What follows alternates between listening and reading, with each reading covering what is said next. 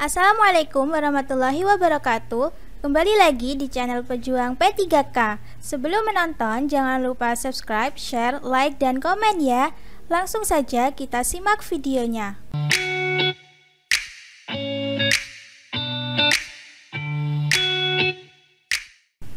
1. Perkembangan teknologi memungkinkan pembelajaran tidak lagi dilakukan tatap muka di dalam kelas, akan tetapi juga bisa dilakukan secara virtual atau jarak jauh dengan prinsip-prinsip pembelajaran berbasis teknologi. Pembelajaran model ini berbasis web dan bisa diakses menggunakan jaringan internet dimanapun dan kapanpun siswa berada. Pembelajaran yang demikian disebut pembelajaran A. Blended learning, B. E-learning, C. Learning by doing, D. Self-learning, E. Efficient learning. Jawabannya adalah B. E-learning. Pembahasan. E-learning adalah pembelajaran yang dilakukan secara daring berbasis web atau sejenisnya. Blended learning adalah pembelajaran yang merupakan kombinasi antara pembelajaran dalam jaringan dan luar jaringan. 2.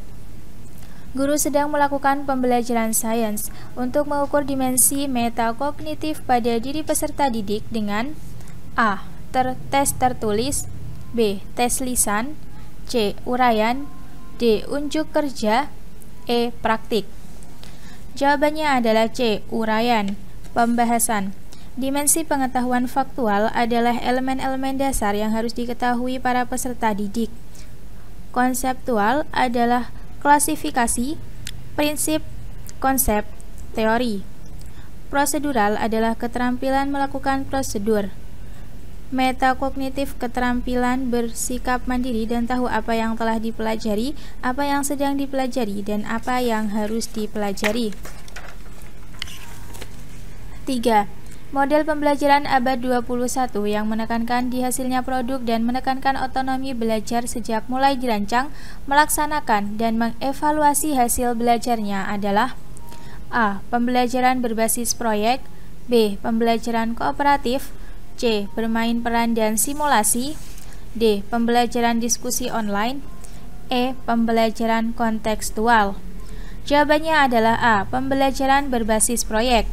Pembahasan.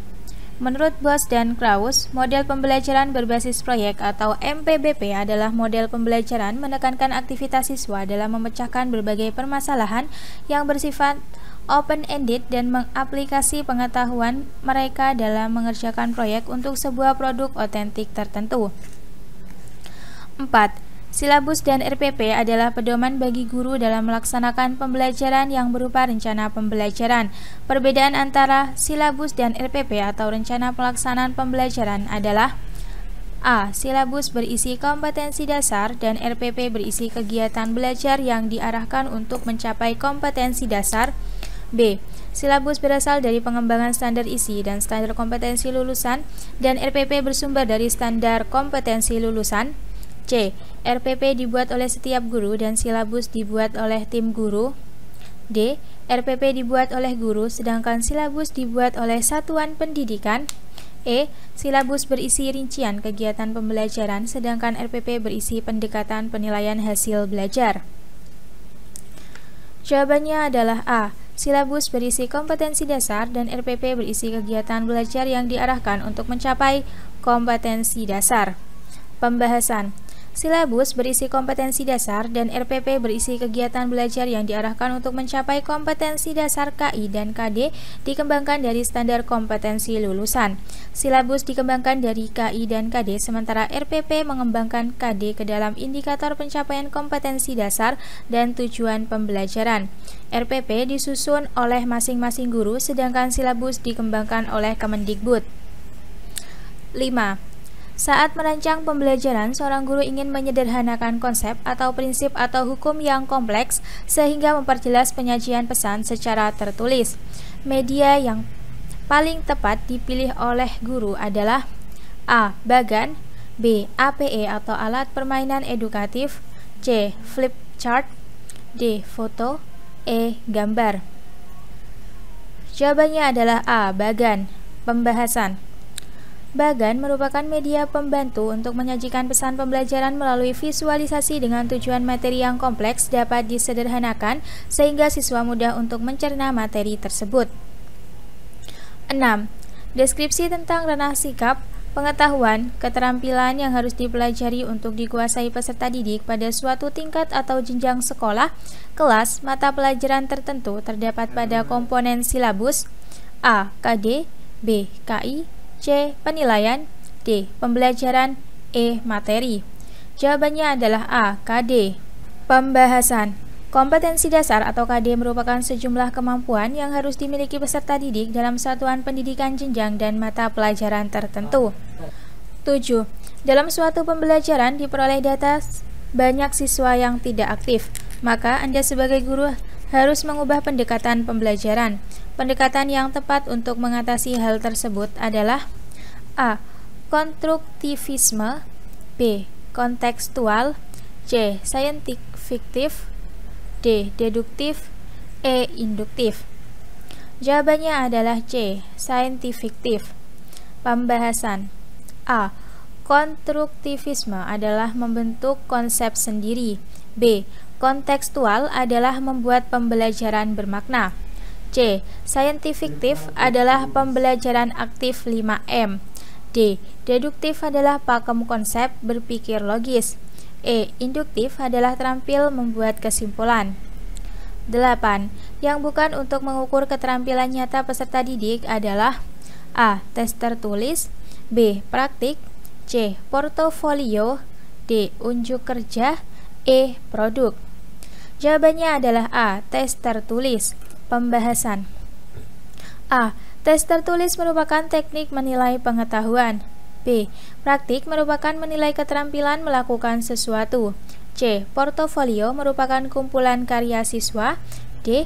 Unjuk kerja merupakan menilai keterampilan baik proses atau praktik dan hasil atau produk. E. Produk merupakan penilaian keterampilan dari hasil atau produk. 9. Silabus dan RPP adalah pedoman bagi guru dalam melaksanakan pembelajaran yang berupa rencana pembelajaran. Perbedaan antara silabus dan RPP atau rencana pelaksanaan pembelajaran adalah A. Silabus berisi kompetensi dasar dan RPP berisi kegiatan belajar yang diarahkan untuk mencapai kompetensi dasar. B. Silabus berasal dari pengembangan standar isi dan standar kompetensi lulusan dan RPP bersumber dari standar kompetensi lulusan. C. RPP dibuat oleh setiap guru dan silabus dibuat oleh tim guru. D. RPP dibuat oleh guru sedangkan silabus dibuat oleh satuan pendidikan. E. Silabus berisi rincian kegiatan pembelajaran sedangkan RPP berisi pendekatan penilaian hasil belajar. Jawabannya adalah A. Silabus berisi kompetensi dasar dan RPP berisi kegiatan belajar yang diarahkan untuk mencapai kompetensi dasar. Pembahasan.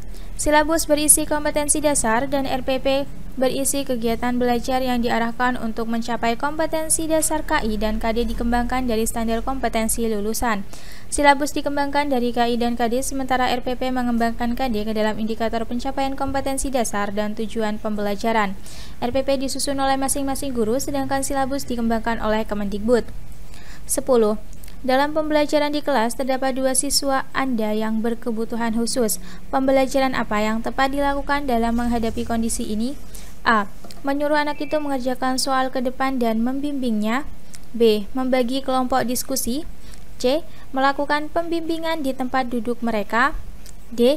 Mengelompokkan dengan siswa pintar agar ikut terimbas. E.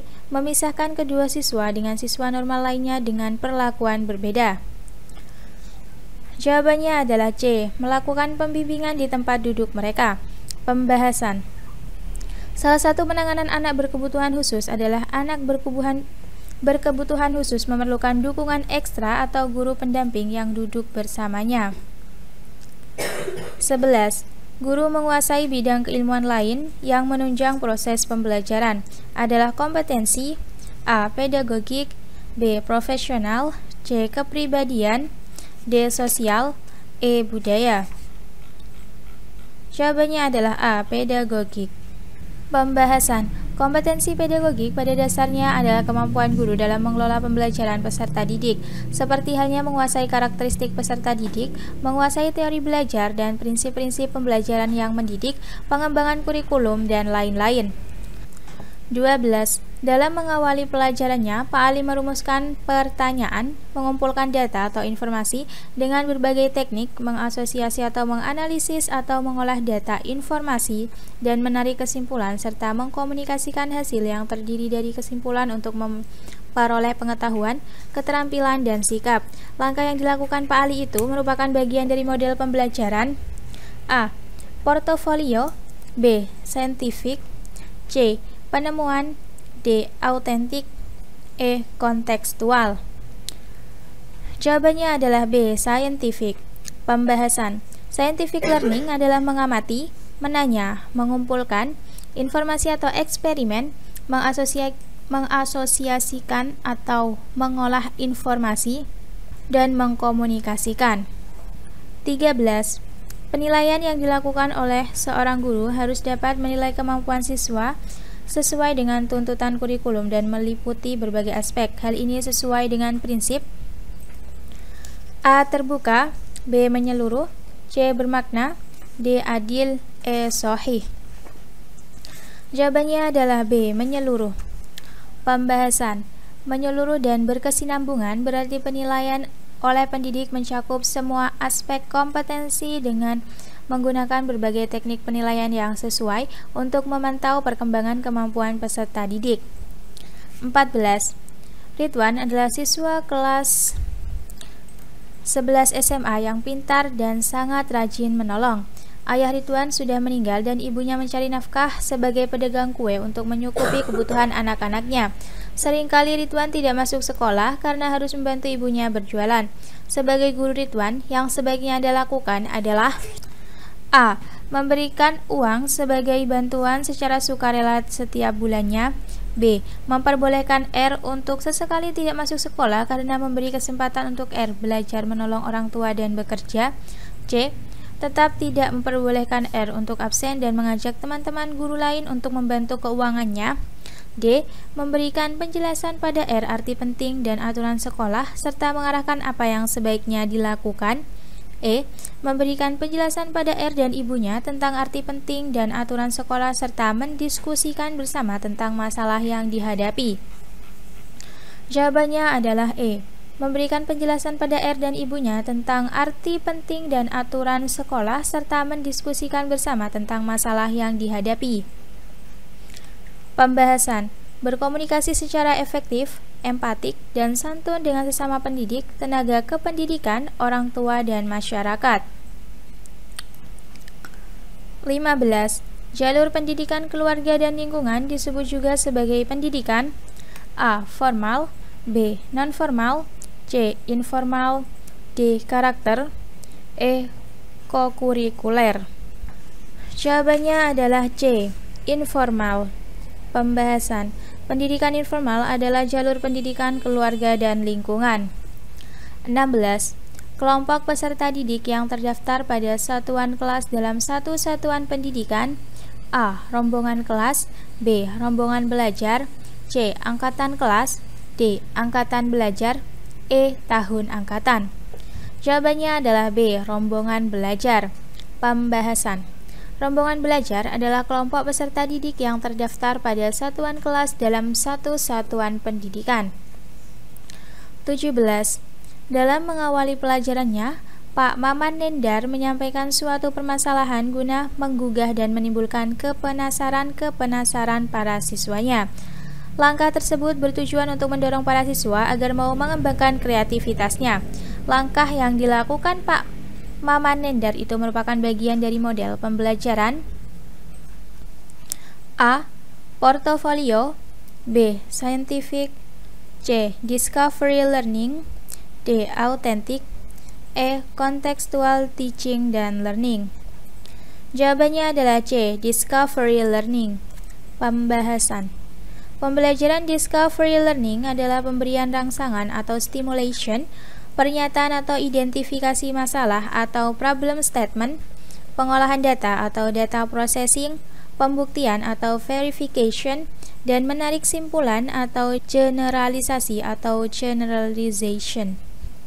18. Penilaian yang dilakukan oleh seorang guru harus didasarkan pada kriteria yang jelas, tidak dipengaruhi subjektivitas penilai. Hal ini sesuai dengan prinsip A. Terbuka, B. Menyeluruh, C. Bermakna, D. Adil, E. Objektif. Jawabannya adalah E. Objektif. Pembahasan.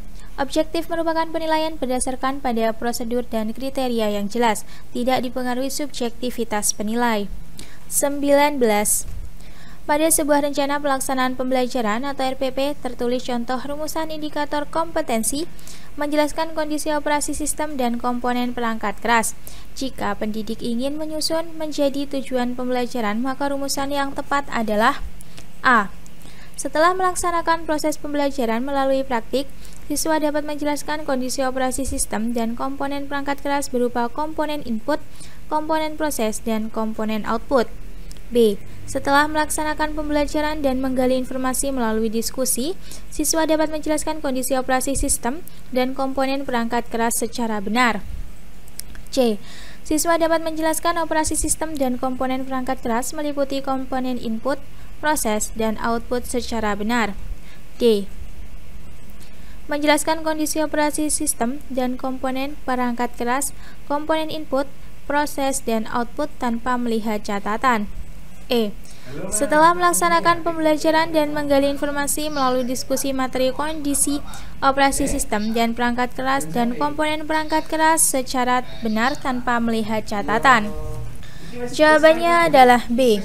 Setelah melaksanakan pembelajaran dan menggali informasi melalui diskusi, siswa dapat menjelaskan kondisi operasi sistem dan komponen perangkat keras secara benar. Pembahasan. Tujuan pembelajaran meliputi komponen 1. A. Audience, dalam hal ini siswa. 2. B. Behavior, dalam hal ini perilaku peserta didik yang diukur, misalkan menjelaskan kondisi operasi sistem dan perangkat keras. 3. C. Condition, dalam hal ini kondisi yang diperlukan agar perilaku yang diukur dapat tercapai, misalkan setelah melaksanakan pembelajaran. 4. D. Degree, adalah tingkatan perilaku, misalkan dengan benar, dengan teliti, dengan tepat, dengan akurat, dan lain-lain. 20. Setiap guru pasti akan menghadapi permasalahan di kelas saat pembelajaran. Maka dari itu, sudah seharusnya setiap guru mampu memecahkan permasalahan pembelajaran yang terjadi di kelas. Salah satu cara paling tepat yang dapat dilakukan guru dalam menghadapi permasalahan pembelajaran yang terjadi adalah A. Meminta solusi dari kepala sekolah. B. Mendatangkan konsultan pendidikan. C. Melakukan classroom action research. D. Menemui orang tua siswa. E. Berkonsultasi dengan dinas pendidikan. Jawabannya adalah C. Melakukan classroom action research. Pembahasan. Untuk mengatasi permasalahan di dalam kelas atau pembelajaran, maka solusi yang harus dilakukan adalah dengan melakukan penelitian tindakan kelas atau classroom action research. 21. Dalam setiap pembelajaran, Pak Chandra selalu mengadakan penilaian untuk melihat daya serap siswa terhadap materi yang telah diberikan. Merupakan prinsip pembelajaran. A. Sistematis. B. Beracu kriteria. C. Terpadu. D. Objektif. E. Akuntabel. Jawabannya adalah C. Terpadu. Pembahasan. Pak Chandra menjadikan penilaian sebagai bagian dari pembelajaran yang merupakan prinsip pembelajaran terpadu, yang berarti penilaian oleh pendidik merupakan salah satu komponen yang tak terpisahkan dari kegiatan pembelajaran. 22. Dari banyaknya definisi atau batasan yang dikemukakan oleh para ahli, esensi dari pengertian penilaian portofolio adalah A. Kumpulan hasil karya siswa. B. Rekaman hasil karya siswa. C. Rangkaian hasil karya siswa. D. Kumpulan nilai siswa. E. Kumpulan siswa. Jawabannya adalah A. Kumpulan hasil karya siswa. Pembahasan. Portofolio adalah kumpulan hasil karya seorang peserta didik sebagai hasil pelaksanaan tugas kinerja yang ditentukan oleh guru sebagai bagian dari usaha mencapai tujuan belajar atau mencapai kompetensi yang ditentukan dalam kurikulum. 23. Pemberian umpan balik jika siswa heterogen adalah A. Representative feedback, B. Cumulative feedback, C. Quantitative feedback, D. Institutionalized feedback, E. External feedback. Jawabannya adalah A. Representative feedback. Pembahasan. Representative feedback adalah salah satu karakteristik massa adalah komunikasinya bersifat heterogen. Oleh karena itu, akan sulit untuk mengatur umpan balik yang didapat dari semua komunikan. Maka, dalam hal ini biasanya umpan balik didapatkan dalam bentuk sampel dari beberapa komunikan yang menjadi perwakilan atau representatif. 24.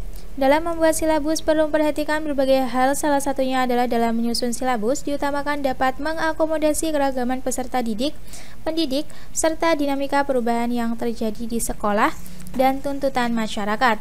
Hal ini sesuai dengan prinsip A. Relevan, B. Sistematis, C. Menyeluruh, D. Fleksibel, E. Aktual kontekstual. Jawabannya adalah D. Fleksibel. Pembahasan. Relevan artinya sesuai perkembangan peserta didik. Sistematis artinya saling terkait dengan kompetensi. Menyeluruh artinya meliputi kognitif, efektif, dan psikometri. Fleksibel artinya mengakomodasi keragaman dan dinamika perubahan. Aktual kontekstual artinya mengikuti perubahan zaman iptek dan peristiwa kekinian. 25. Penilaian harus mampu menelusuri dan melacak kemajuan siswa sesuai dengan rencana pembelajaran yang telah ditetapkan. Ini prinsip penilaian sebagai A. Keeping track, B. Checking up, C. Finding out, D. Summing up, E. Finding in. Jawabannya adalah A. Keeping track. Pembahasan. Prinsip keeping track yaitu harus mampu menelusuri dan melacak kemajuan siswa sesuai dengan rencana pembelajaran yang telah ditetapkan. Terima kasih sudah menonton video ini. Jangan lupa like, comment, share, dan subscribe channel ini. Sampai jumpa di video selanjutnya. Semangat berjuang!